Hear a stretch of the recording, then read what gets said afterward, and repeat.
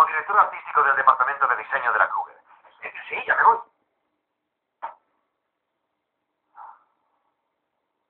¿Qué has dicho?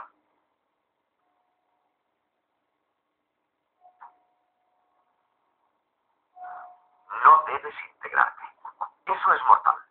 La arrogancia es el camino que sirve. Lo que haces debe ser fantástico, o al menos parecerlo. Todo es un juego. Eso, un juego que no quiero jugar. Ay, ya empiezas otra vez. Anímate a jugar. Verás cómo te gusta. Ya estás curado. ¿Dónde has aprendido eso? Yo siempre fui así. No sé hacer nada bien, pero soy un jugador. Siempre ha funcionado. Suelta el rollo, eso es todo. Es cierto.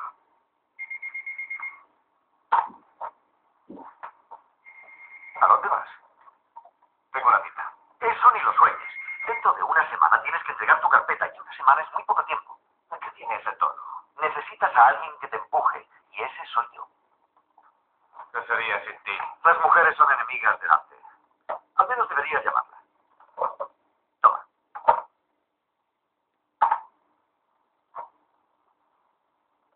Por cierto, ¿qué le pareció el show del mono?